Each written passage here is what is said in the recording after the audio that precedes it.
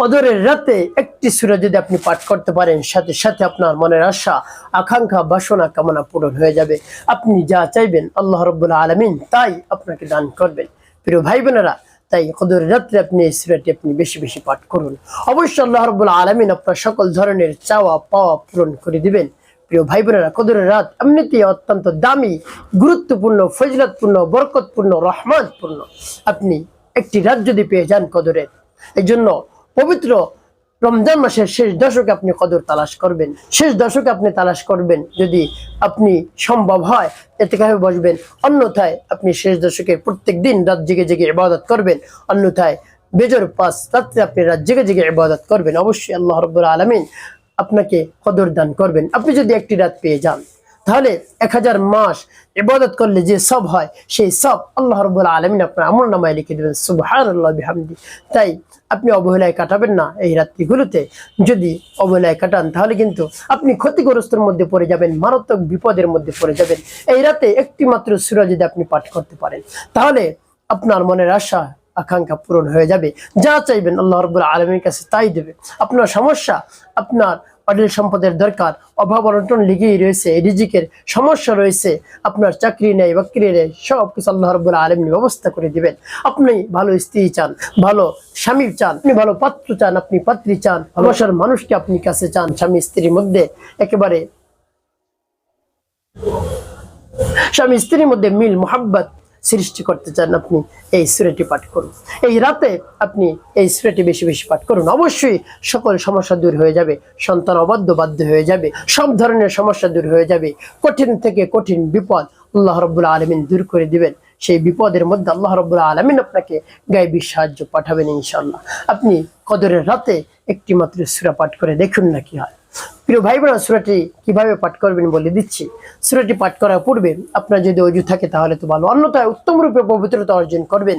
তারপরে নির্জন একটি জায়গায় বসবেন কিবলামুখী হয়ে। এরপরে 3 বার ইস্তিগফার পাঠ করবেন, ক্ষমা চাওয়ার দোয়া পাঠ করবেন। আস্তাগফিরুল্লাহ রাব্বি মিন কুল্লি যামবি ওয়া আতুবু ইলাইহি লা হাওলা ওয়ালা কুওয়াতা ইল্লা বিল্লাহিল আলিয়্যিল আযীম। এভাবে যখন ইস্তিগফার পাঠ করা হয়ে যাবে, এরপর 3 বার দুরূদ শরীফ সাল্লাল্লাহু আলাইহি ওয়াসাল্লাম সাল্লাল্লাহু আলাইহি ওয়াসাল্লাম সাল্লাল্লাহু আলাইহি ওয়াসাল্লাম ইস্তিগফার এবং দুরূদ শরীফ যখন পাঠ করা হয়ে যাবে, তারপরে সেই সূরাটি পাঠ করবেন। সেই সূরাটি কি আমি বলে দিচ্ছি।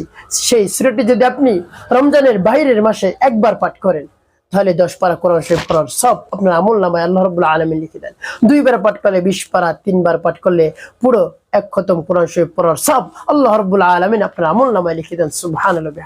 আর যদি আপনি রমজান মাসে পাঠ করতে পারেন, তাহলে কত খতম হবে? 170। তাহলে কি পরিমাণ সব আল্লাহ রাব্বুল আলামিন আপনাকে দান করবেন দেখুন। আর সেই সূরাটি আমি বলে দেই, সেই সূরাটি আমার দেখায় নিয়মিত আপনি পাঠ করবেন। সেই সূরাটি পাঠ করে পরবর্তীতে কি করবেন বলে দিচ্ছি। সেই সূরাটি আমাদের সকলের সুপরিচিত সূরা, সূরাতুল ইখলাস। বিসমিল্লাহির রহমানির রহিম। কুল হুয়াল্লাহু আহাদ আল্লাহুস সামাদ لم يلد ولم يولد ولم يكن له كفوا أحد। যখন পাঠ করবে হয়ে যাবে, তারপর আপনি আবার পাঠ করবেন। বিসমিল্লাহির রহমানির রহিম। কুল হুয়াল্লাহু আহাদ আল্লাহুস সামাদ لم يلد ولم يولد ولم يكن له كفوا أحد। তারপর আপনি মনে ধরেন আবার পাঠ করবেন। বিসমিল্লাহির রহমানির রহিম।